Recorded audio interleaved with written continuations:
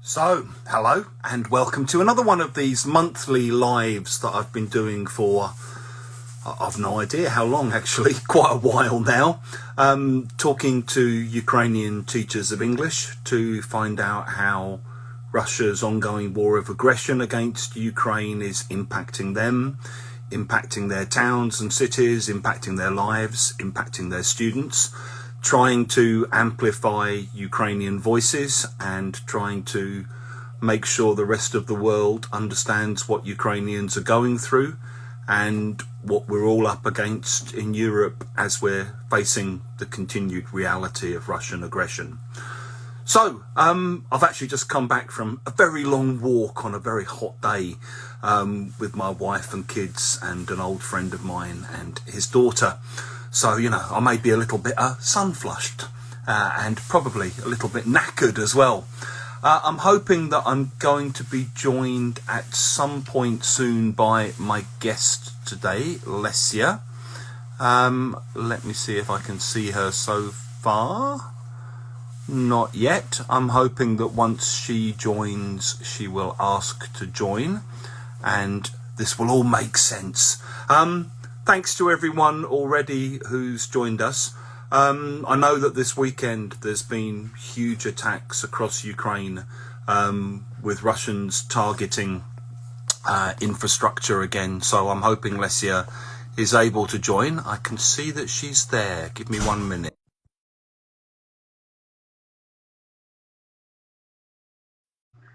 I'm hoping that works. Let's see. I know the connections can be a bit dodgy at the moment. Let me try again. Oh. Hey. Hey there. Hello. Hello. Hi. I'm glad to see you. Thank you for having me and giving platform, as all the colleagues are saying, and I truly believe that it's really important to hear and to talk the war and to make like some intentions to be heard and exchange the information, which is important. Thank you. And how are you, Lesya? Yeah, thanks a lot. We are fine. As you can see, my interior, I was trying to find the right place, the right spot, but then I gave up and decided that that's the best springboard of telling you a bit more about my background. And background, the exact one, because oh, you've cut out.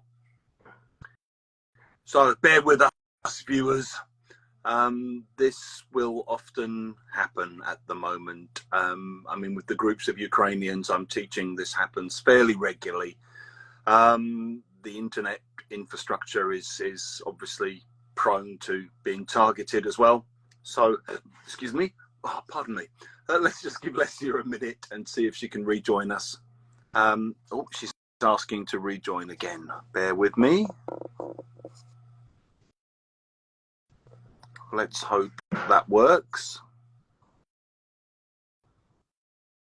Sorry. Here I am. Back to class. Yeah. Sorry, go on. You were saying. Yeah. I was saying that actually the place where I am is the best springboard of telling you about my family and where I come from. So I'm originally from Poltava. Now nowadays it's near front line area, like territory. Because as you know, in Kharkiv, which is right next to, situation is really hard and complicated, I would say. Even though I got the wind, like that they, like Ukrainian forces trying to push out the enemy. It was yesterday podcast on Spotify. It doesn't look to be so yet.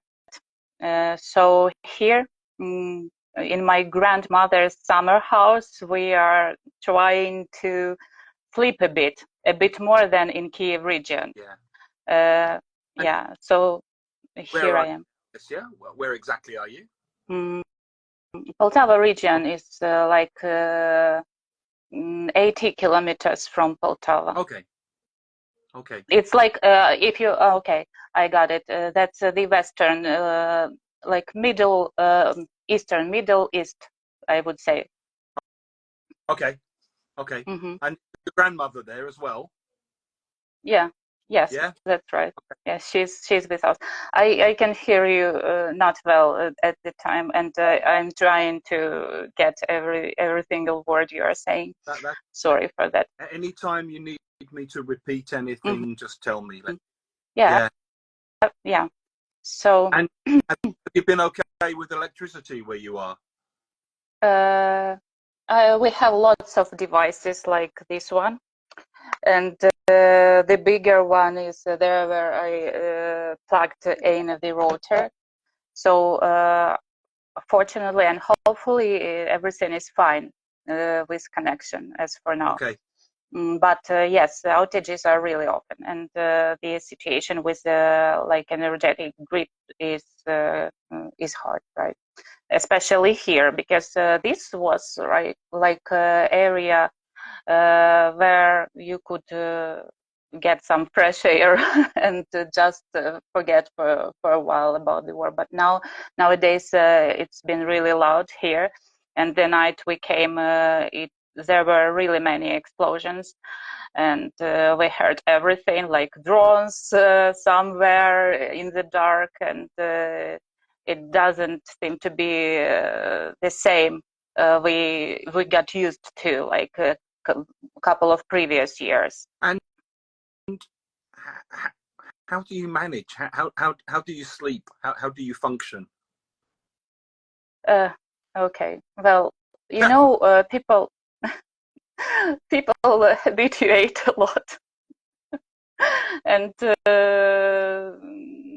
yeah, we cope some way. I don't know what to say. We cope. It's not a big deal anymore. And the thing I wanted to talk about, it's the studying process and kids that and their complaints of not being able to sleep, or like they are saying, oh, it's insomnia night again. So I'd been through, and sorry, today I'm a bit sleepy, and I'm telling it's not the ordinary thing as for kids.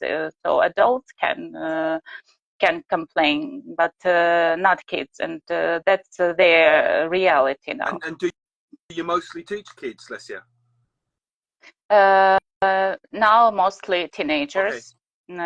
And yes, but as for previous experience, there were kids, and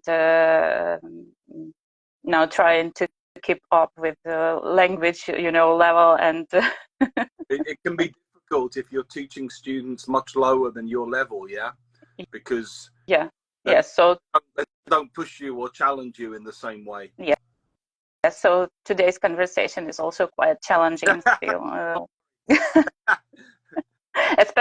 especially because of going live. It's first time, and it's not usual thing. Just doing it right here in this house.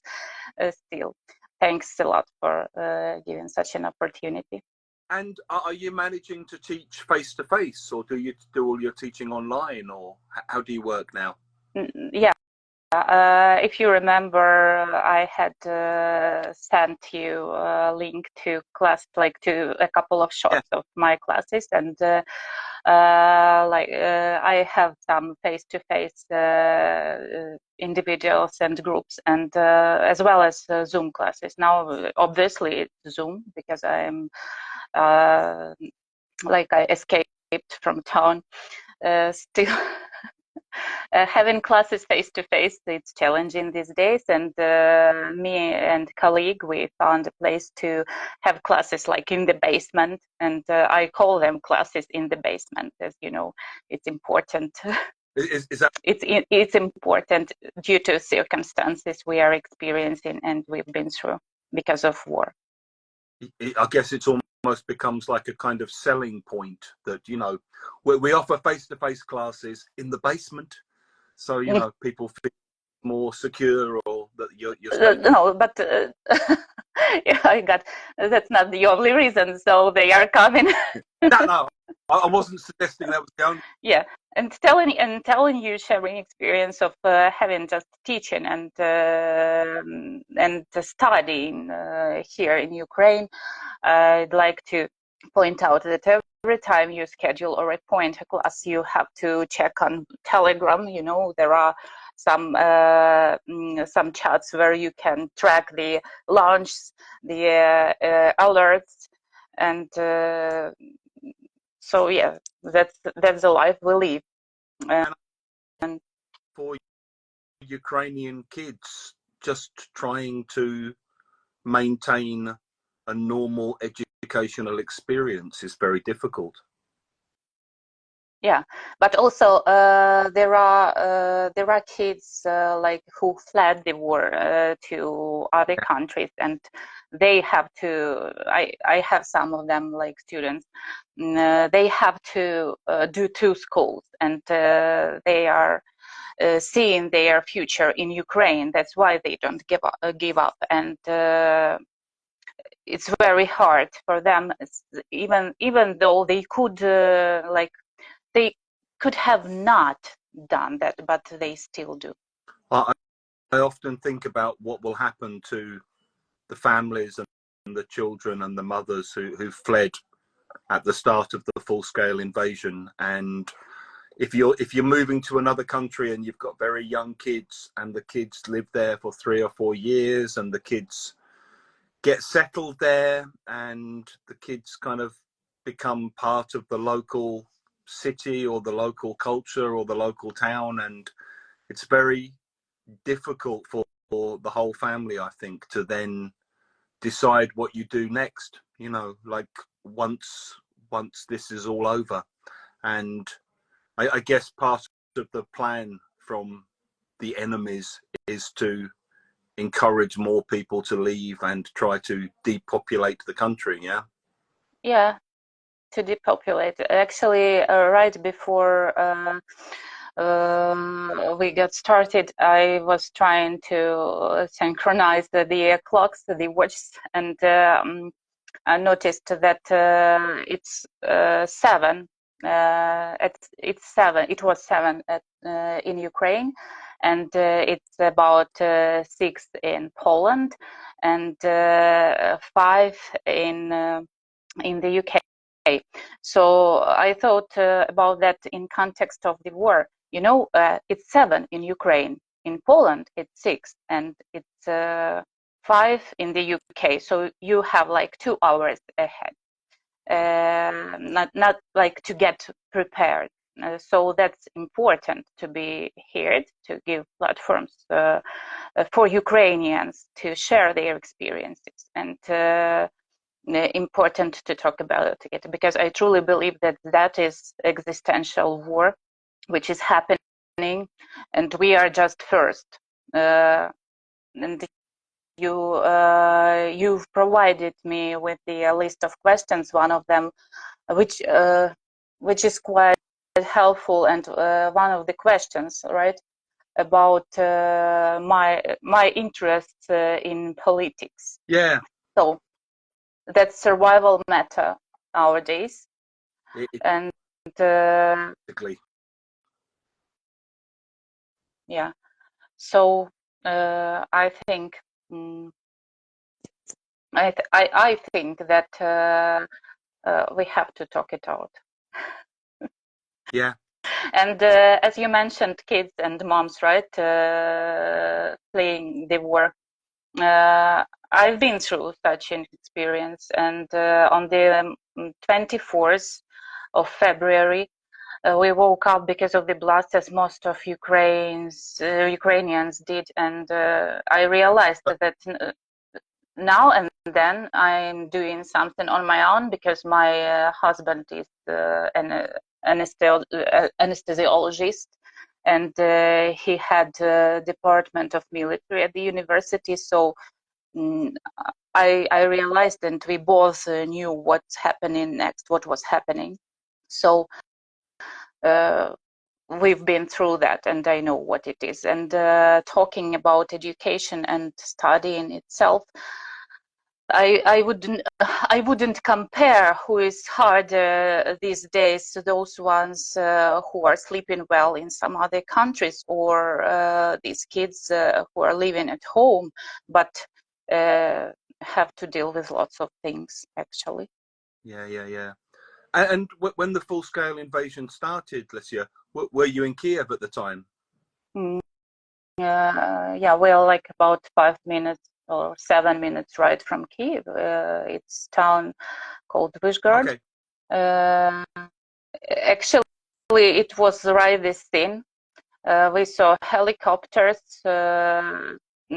bombing, trying to bomb and attacking. I just saw them right above me, and then when was covering my kids with my body because I didn't know what to do. Actually, I didn't know what to do. I just every time I saw or heard something, I just fell over them, and so seeing them, then watching on social media, because nowadays it's a very stupid thing that people can just imagine something and not getting facts. We got facts right away, and we saw what's going on, and most of the sober world also saw and has seen what's happening in Iran here. How old were your children at this point? 8 and 11. Yeah, young, yeah. And so, what did you do immediately, like on the 24th? What was your... Immediately when we woke up, went to the just to the nearest shelter. We hadn't any, actually. It was just the like basement of my mom's block of flats.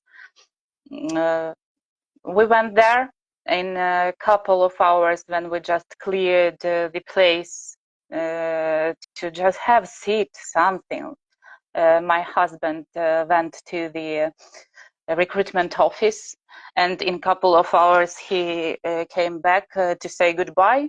So we said goodbye, and I had to decide on what to do, because truly we were getting some information, and we realized we had realized that it must be war, but nobody wanted, and nobody got really prepared then. And I was sorry, go on. Yeah. Go on.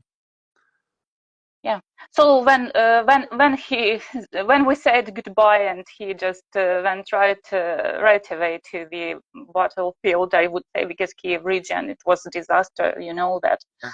Like especially here in our place, where we have like Kiev water reservoir dam. Yeah.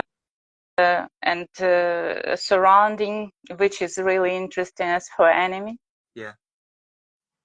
I decided, and it wasn't the best decision, to just move in with friends a couple of kilometers farther to the village, and actually it was closer to the attack than to the front line. It was closer, and then apparently we ended up right between two sides, and had been trying to survive there for about 10 days, I think 10, right? And came up with an idea to flee, as I wasn't sure of anything. And you then decided to flee from the village? Yes, and we went. Friends suggested going farther, like to Slovenia. We had a hosting site there, and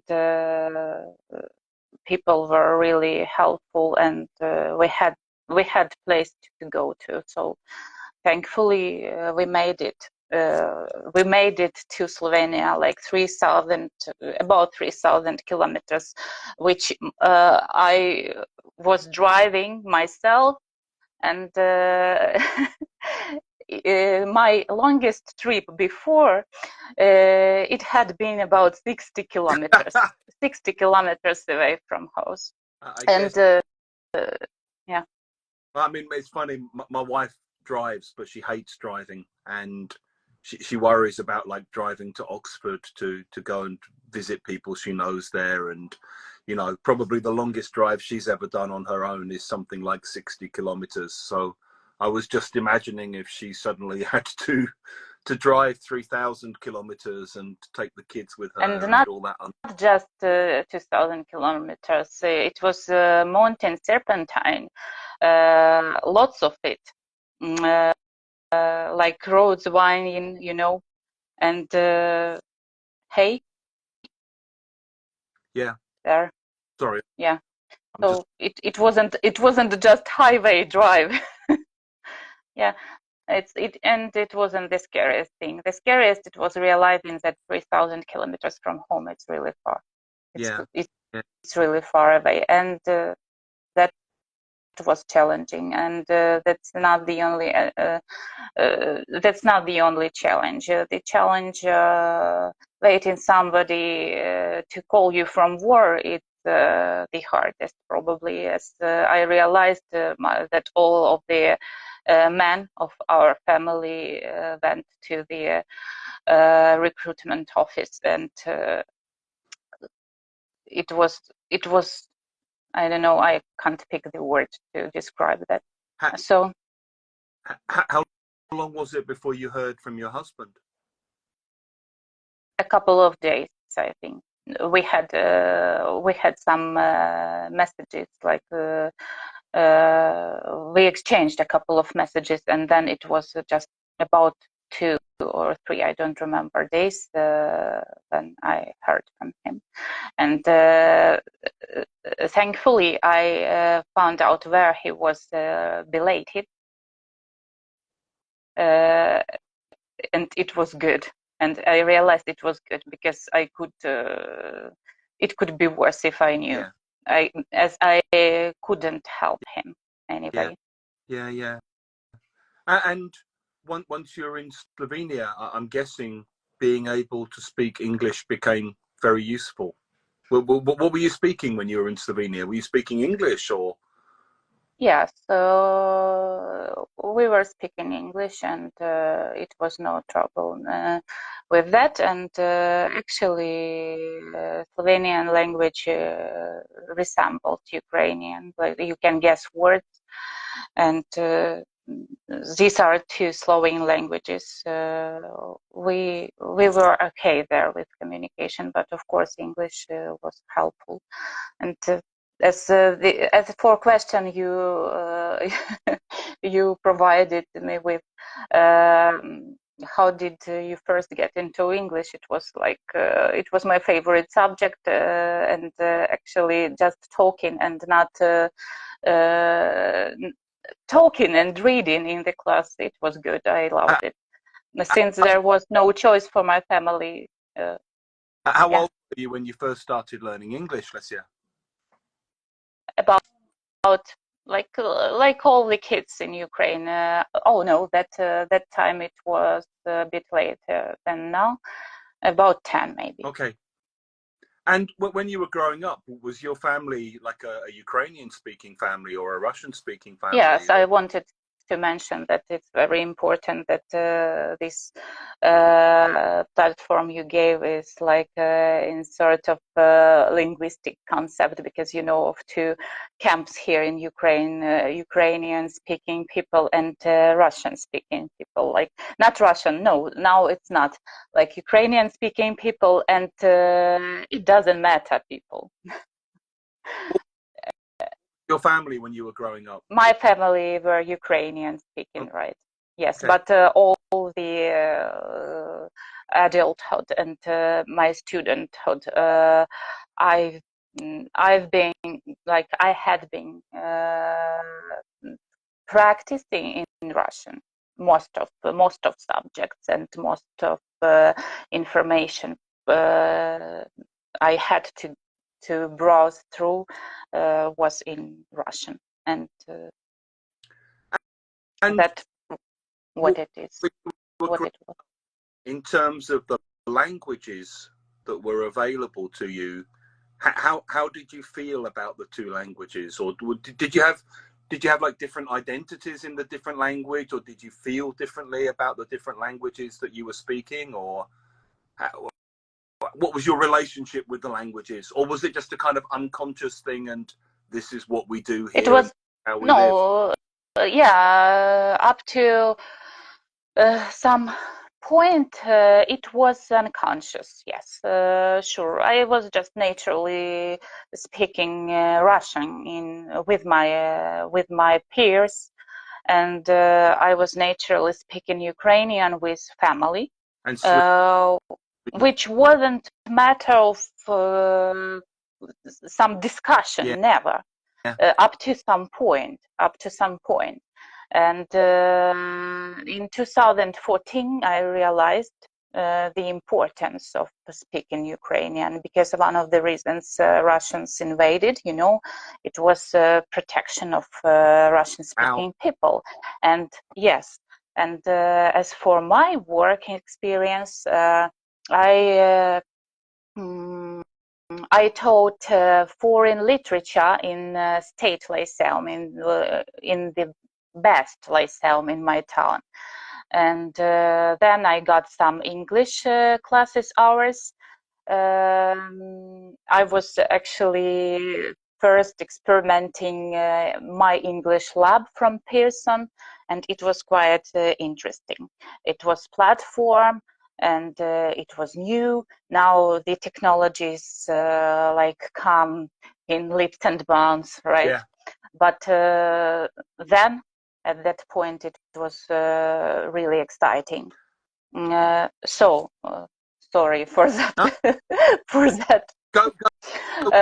For that leap back. So then I realized that I'm not interested. I wasn't interested anymore, and got some hours in private language school, just for practice.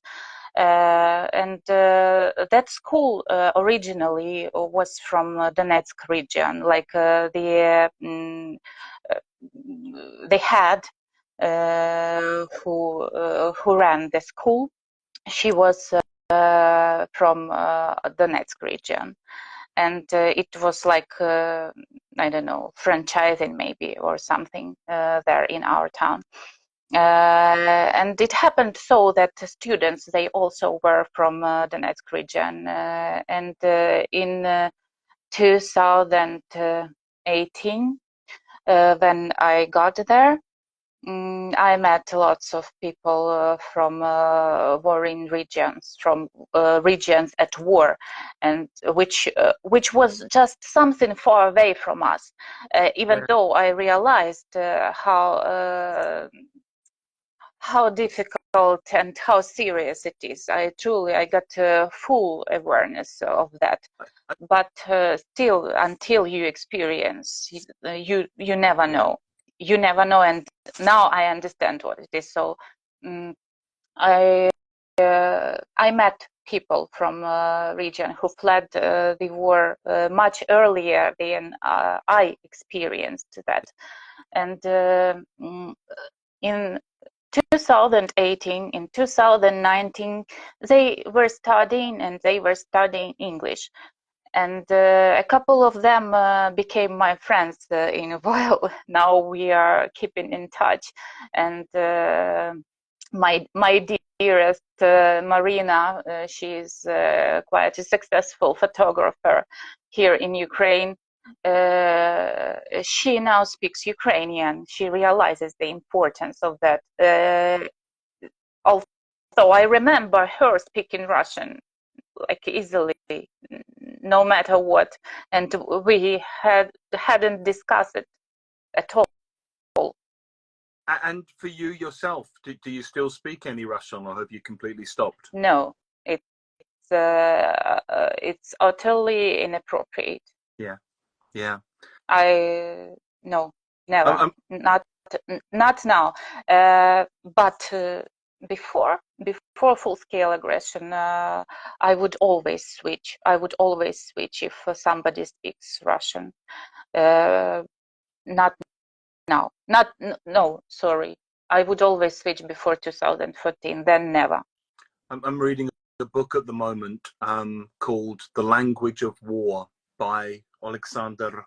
I Yeah. can't remember his surname, but his parents lived in Bucha and he lived in Hostomel, and he was talking about how when the occupation happened in Bucha, that one of the ways in which language became incredibly important was people realized that there'd been these kind of planted people who'd been sent into the areas to try to work out where the weak points were, to work out where the targets were, and that none of them spoke Ukrainian. So one of the things that all the local people would do is if they, heard someone, they'd talk to them in Ukrainian, and if they answered in Russian, they'd realize, you're one of theirs, not one of ours. And that it became a very kind of strong way of identifying who was. Right. Thanks for pointing it out. Actually, it's very important. As the message I would also send, I would also mention to that what you just said. Yes, it's important to distinct who you are, especially after dark. The soldiers say that they can speak any language, but after dark they speak Ukrainian. Yeah, yeah, yeah. And that matters. That I think really it's makes difference. interesting that you were mentioning meeting people from Donetsk as well, because I know for myself, I didn't fully understand what was actually happening at that point, because I think from an English point of view, when Russia kind of occupied that part of Donbass and occupied Donetsk and occupied Lugansk, we were very much fed the Russian version of the story. And because people weren't really going into the area, or the people who were going into the area were going in with Russian troops and with Russian narratives. And I think in the UK, we didn't really have an understanding of what was happening, and we didn't really understand this was an occupation, this was part of an invasion, this was leading to, the kind of Russification of these areas, You that the know, Ukraine was being destroyed in these areas. And I think it was only after the full-scale invasion that for me, for people in England, we kind of started to realize, that was all part of a bigger pattern and a bigger plan. that's good, but it's sorry for telling that, and I actually will tell that it's too late. It's too late, and realizing that it's matter of survival, and not only Ukrainian side, not only for Ukrainian side. And I'd like to mention that Kiev as a successor of Kiev Rus, like Ukraine as a like genuine successor of Kiev Rus, is really uncomfortable for imperial appetite of our enemy. And neither negotiation nor some limitation, even in the highest, could stop them. So I have a few questions I'll ask about this, and I'm sorry if they're awkward questions, but maybe they're questions that people in outside of the kind of the context of the war might find useful to discuss. We've had a situation here this week where we have a far right-wing politician called Nigel Farage, who became famous because he was featured on Russia Today, and he then became one of the main guys behind Brexit. And amazingly, he's still around and people are still listening to what he has to say. And this week he came out and said that basically the war was caused by the European Union and NATO expanding. And we forced Russia to start the war because we wanted to expand into Eastern Europe. And that because of NATO and the European Union, Russia had to do this. And I mean, for me, obviously, this is an insane argument and an insane story. And I wondered what you would say to people in the West who still believe that. What would a Ukrainian say in response to that? I would say that you never know until you experience that. When the Pope says something, some weird things about white flag or some other insane story, I would say that you never know until you experience. And nowadays it's not so hard to find facts if you want. And propaganda is a thing that requires money, that involves money. And the more you listen to it, the less you are safe, actually. The less you are safe. And if you really will, if you have strong will of getting, of becoming aware, you will be. If not, then Ukraine is 8, Poland is 7, and UK is 6. Yeah, I mean, that seems pretty obvious to me personally now. It seems very, very obvious that it's not only about Ukraine and it's not only about, well, it seems very obvious to me that what's happening is Ukraine is essentially stopping the war at the moment from expanding further.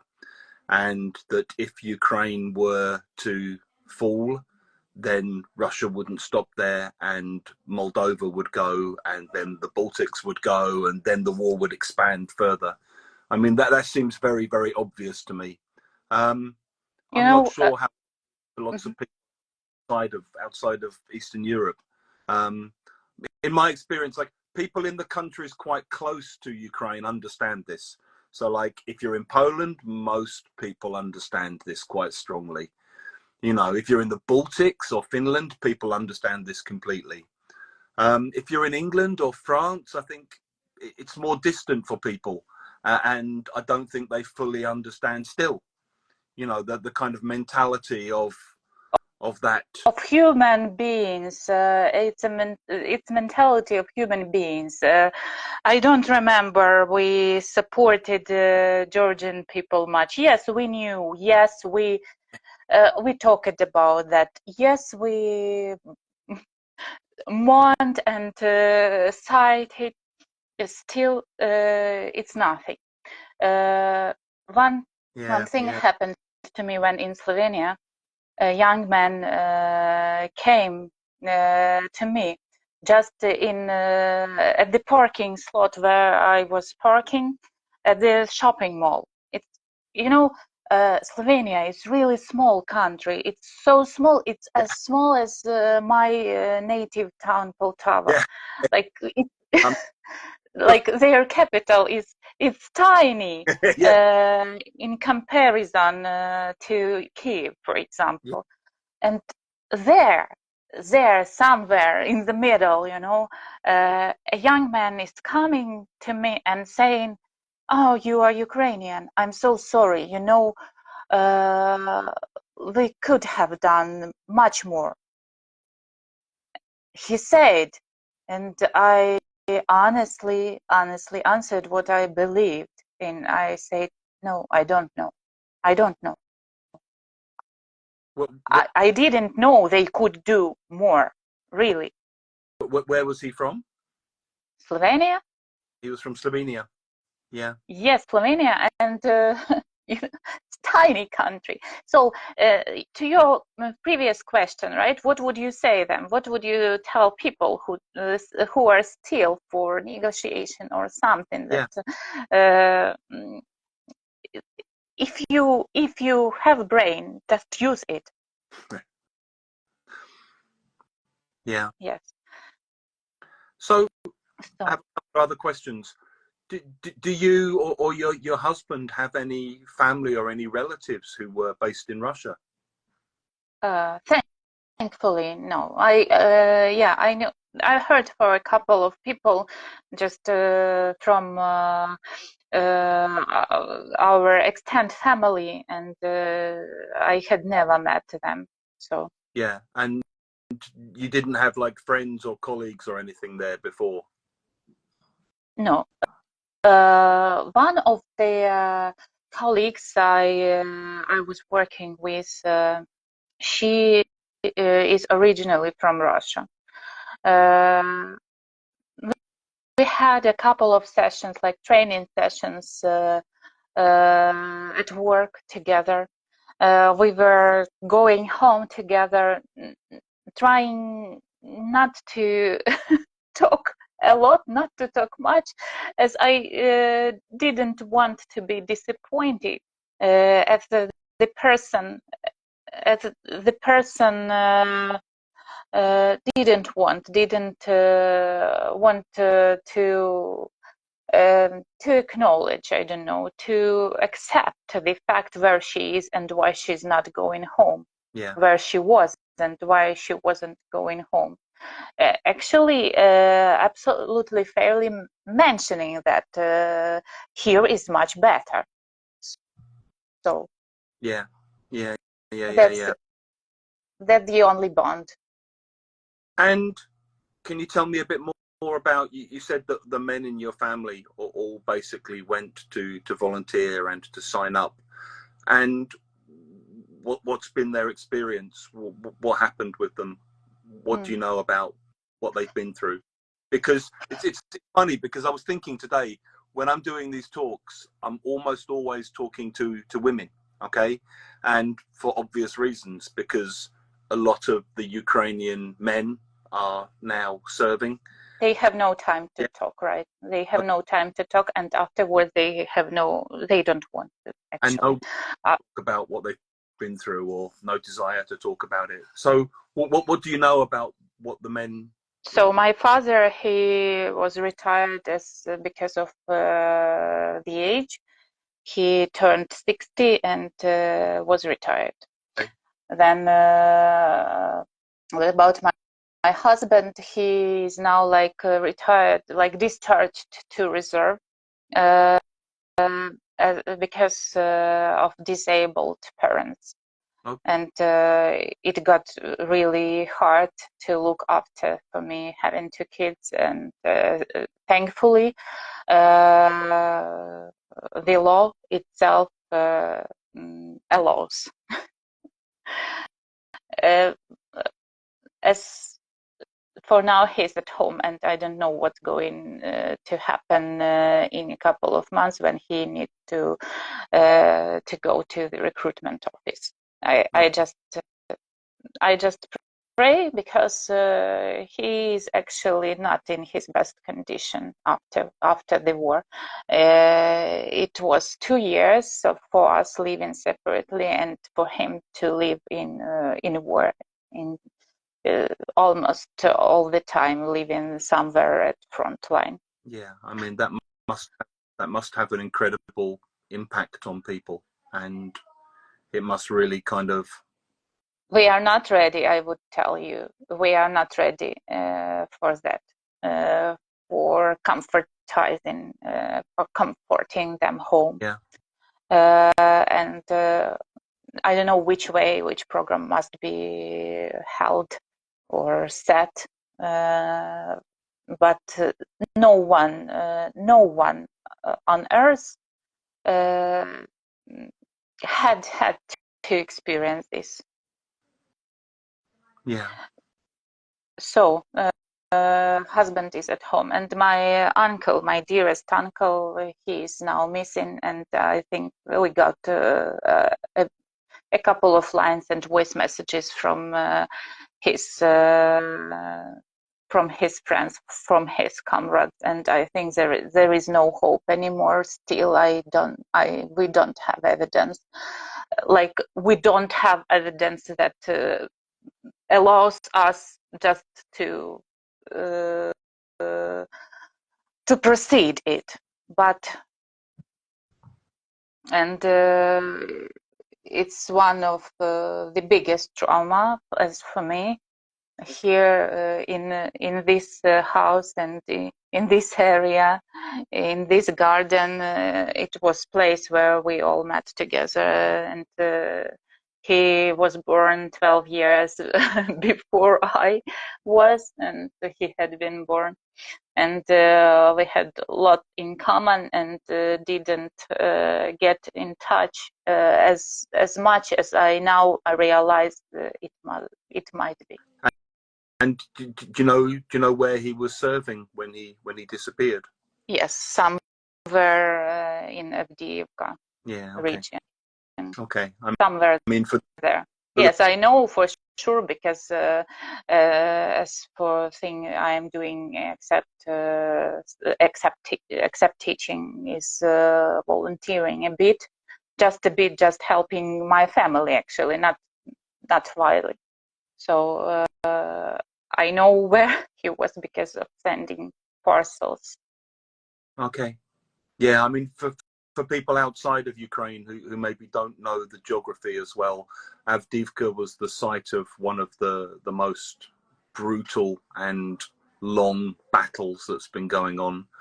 And yeah, I mean, many thousands of casualties up there. So yeah, I can't imagine. I mean, I've seen drone footage, and I've seen Twitter footage from Avdiivka and Bakhmut and those areas, and it just looks like hell on earth up there.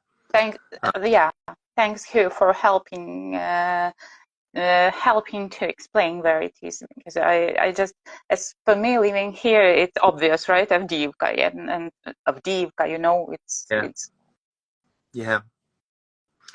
Wow. Yeah. So I guess the other thing I'd ask you, Lesya, is how long did you stay in Slovenia, and what made you decide to come back to Ukraine? Because that's obviously quite a big decision in itself, yeah? Yes, but I wanted just to wait until it's a bit more safer in our region, and when our forces pushed the enemy out, I realized I can go home, but couldn't make the decision itself because of kids and my responsibility. I'm in charge. I have to secure, and I wanted to let them finish school, and then probably be there on holidays, because I didn't know what would it be like when we are back, when we would be back. But then my husband called and said that he is going to be sent somewhere far, and he doesn't know where exactly, and the decision came naturally. Decision came itself naturally. It was very easy to make it up, what to do. That's it. I realized that I had to go back, because I would never know when we could see each other again, and even though it was extremely dangerous. Still, many people were living in Ukraine Many people were living in Ukraine and not fleeing at all. So what to be scared of?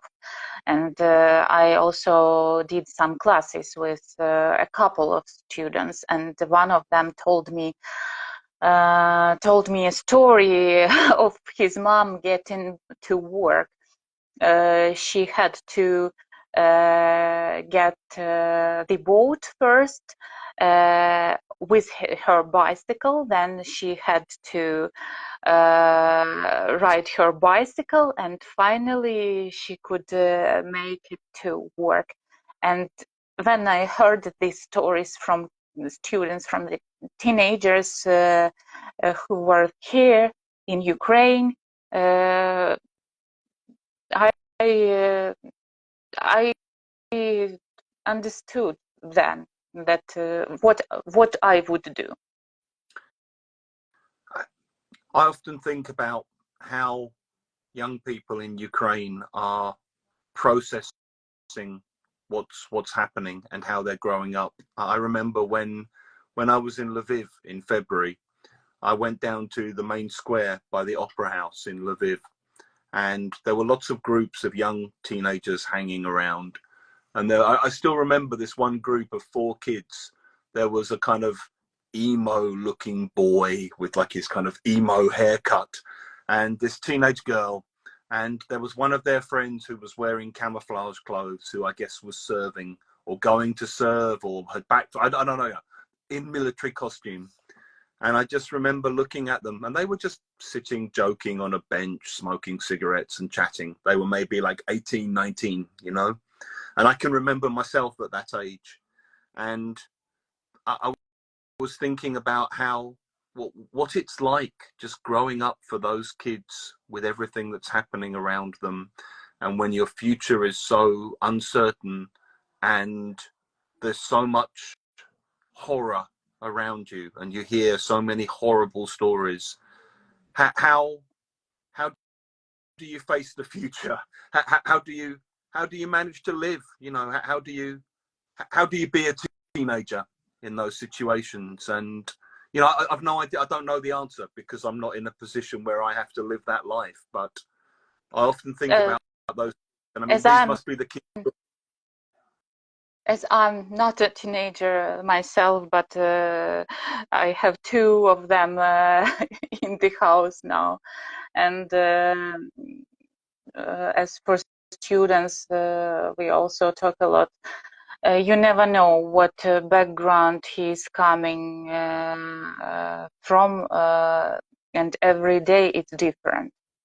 And every day it's different. As for my personal experience, I remember the time when my kid's father called to just to say hello and to wish like a good day.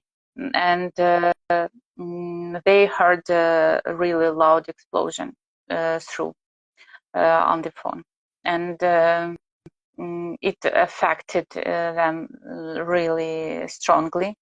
I saw their faces. For them, these terms and geography we are mentioning here a lot today, it's just nothing. These are just words. But and the war itself is just word until they hear blast or something, until they go to say goodbye in funeral, you know. Then they see it. For kids, it looks this way. So when my kids heard explosions on the phone, they went to school, and it was a horrible day and experience. I got a lot of messages from teachers. They were trying to reveal, I don't know, to get it off what they emotionally had been through. Yeah, I mean, and it must place a huge load on teachers as well, because teachers are having to try to teach, but also to deal with all of the trauma and the pain and the confusion that the kids are bringing. Both sides, of course. Yes, right. You are right. And I remember the thieves or seventh day in Slovenia when kids were running down to the basement because they heard something. Yeah, They had heard like something. So, but here in Ukraine, it happens all the time, and you never know. You know, you talk to a teenager, and everything is fine, and the next day something is happening around him, in his family, in his neighborhood, in his area, and you just uh, you just realize when you teach or when you have a teenager at home, you realize that you don't know what he or she is going through. I've just seen a comment here saying the emotional response can be very different for teenagers. Some of them just give up on their hobbies and stop caring, and they go into a kind of emotional coma, and Some of others them are studying hard, and it's also their way of coping yeah, with that. And the hardest autumn 2022, when there were outages, and it was really oppressive, if I can say so, attack on our town. They couldn't go to school. The only thing they wanted to go to school, because for them it's important to stick up to plan, and this routine is important. yeah. And another reason we came back, and another reason I'm teaching whatever, no matter what, is understanding that it's crucial and it's very important for them to stick up to plan. And even though we are not sure of anything here, they must be sure that there is a class, for example, or there is breakfast, or there is 5 minutes talk. They need that routine. And I saw that maybe on the third day of the war, when we all were like, I don't know, drawn in some sort of grief. I realized that I have to push them out and do some exercise. We were with kids of mine, and a couple of my students actually, and we went out. Even though it was really dangerous and uncomfortable, we went out and did some exercises. We did the exercises in English. We played, and I saw it worked. I guess having a routine or having something predictable in your life gives you at least a little bit of certainty in a situation where everything else is very uncertain. Yeah. So Yeah. I guess it's quite a strong psychological thing to provide for people. And You know? the Ukrainian people, not only kids or teenagers, they had seen importance of communication. You know, I'd like to show you. It's just out from copying machine. That is our notebooks we are providing our kids with. It's written there, learn languages, save the planet. It was the idea that we came up with in 2019, and it was more of like a environmentally friendly approach in life, but now it it gets some other sense. Yeah. And can I finish just by asking you, Lesya, like, how are you feeling? Maybe this is just a stupid question to ask, but how are you feeling about the coming weeks and months? Are you able to think about that far ahead, or is it just kind of get through today and then work about on tomorrow? How, You far, know, how far ahead do you think? Sorry, How Hugh.